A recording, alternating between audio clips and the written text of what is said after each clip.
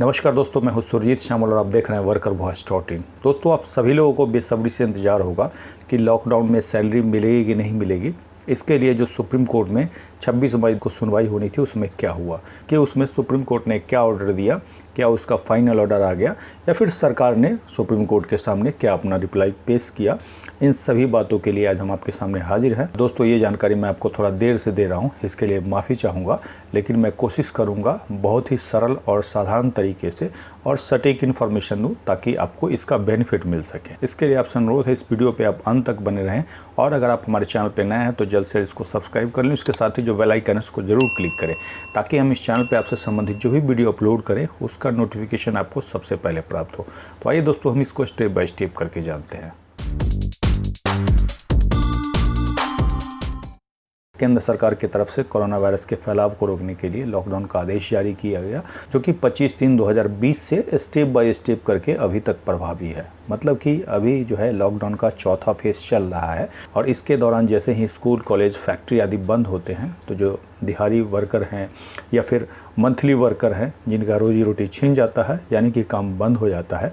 अब चूँकि लॉकडाउन की वजह से परिवहन की व्यवस्था बंद कर दी जाती है, जिसके बावजूद भी वो पैदल निकलते हैं, जिससे कि कोरोना वायरस के फैलाव का खतरा बढ़ जाता है। इसी आवाजाही को रोकने के लिए केंद्र सरकार ने 29/3/2020 को एक सर्कुलर जारी किया, जिसमें कहा गया कि कोई भी एम्प्लॉयर किसी भी कर्मचारी का लॉकडाउन के दौरान जो सैलरी है उसमें कटौती नहीं करेगा और समय पे सैलरी देगा। इसके साथ ही यह भी कहा गया था, जो माइग्रेंट वर्कर है, प्रवासी मजदूर हैं, वो कहीं पे रेंट में रहते हैं तो उनका मकान मालिक उनसे किराया का वसूल भी नहीं करेगा और न ही मकान खाली आदि कराने के लिए कहेगा। और लॉकडाउन के दौरान सैलरी की बात कुछ मालिकों को, कुछ कॉरपोरेट को हजम नहीं होता है और वो उसको चुनौती देने सुप्रीम कोर्ट चले जाते हैं, जिसकी पहली सुनवाई 27 अप्रैल को होती है, जिसमें वो कोर्ट से मांग करते हैं कि इस नोटिफिकेशन पे दिया जाए, यानी कि उस पर रोक लगाया जाए और उसके बाद उनको सुनवाई किया जाए। वो उस नोटिफिकेशन को सीधे रद्द कराना चाहते हैं। उनका ये कहना होता है कि पूरा जो इंडस्ट्री बंद है, हम उत्पादन नहीं कर पा रहे, तो हम कर्मचारी को सैलरी कहाँ से देंगे।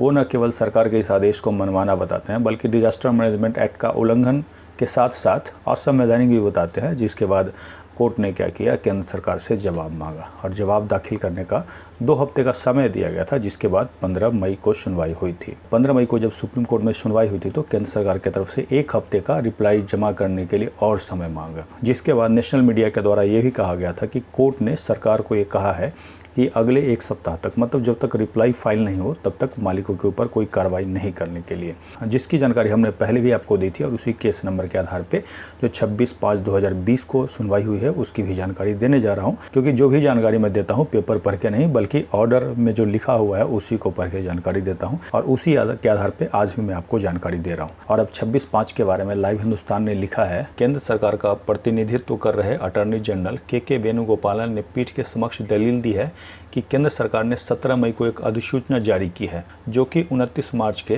केंद्रीय गृह मंत्रालय के आदेश को रद्द करती है। ये वही जानकारी है जिसके बारे में मीडिया में ये फैलाया गया था कि केंद्र सरकार ने अपना 29 मार्च वाला आदेश, यानी कि लॉकडाउन के दौरान सैलरी देने वाला आदेश वापस ले लिया है। और फिर से उन्होंने इस बात को दोहराया है और यहाँ तो खबर में ये लिख दिया कि कोर्ट के सामने केंद्र सरकार ने ये कह दिया कि हमने आदेश अपना वापस ले लिया है। इसके बाद भी उस अखबार में लिखा हुआ है कि केंद्र सरकार ने इसके बाद भी 1 हफ्ते का समय मांगा अपना जवाब फाइल करने के लिए। अब ये बताइए, केंद्र सरकार जब खुद ही एडमिट कर रही है कि हमने उस ऑर्डर को वापस ले लिया, तो इसमें फैसला करने के लिए कोर्ट के पास रह ही क्या गया। अब आप में से कोई भी कानून के जानकार आदमी होंगे तो इस बात को भली भांति समझेंगे कि जब हम कोर्ट के सामने खुद एडमिट कर रहे हैं कि हमने उस आदेश को वापस ले लिया, तब इसमें फैसला करने के लिए कोर्ट के पास कुछ रह नहीं जाता और उसी दिन फाइनल ऑर्डर आ जाता। अब अगर हम उस दिन के कोर्ट का ऑर्डर देखते हैं तो ये बात सही है कि उस दिन केंद्र सरकार की तरफ से अटॉर्नी जनरल खुद मौजूद थे और वो मेरी समझ से इसलिए मौजूद थे क्योंकि केंद्र सरकार ने अभी भी रिप्लाई फाइल नहीं किया है और वो समय लेने आए थे।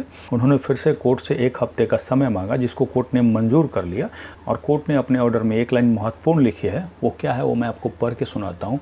We make it clear that the interim order where it is guaranteed shall we continue इसका मतलब हम स्पष्ट करते हैं कि अंतरिम आदेश जहां भी हो दी जाएगी, जारी रहेगी। मतलब साफ है, कोर्ट ने ये कहा है कि अगर अंतरिम आदेश की ज़रूरत होगी तो दी जाएगी। यहाँ पे सेल लिखा हुआ है, मतलब भविष्य में। इससे स्पष्ट होता है कि अभी तक अंतरिम आदेश इस केस में नहीं दिया गया है, जो कि पीछे 2 कोर्ट के ऑर्डर को पढ़ने के बाद प्रतीत होता है।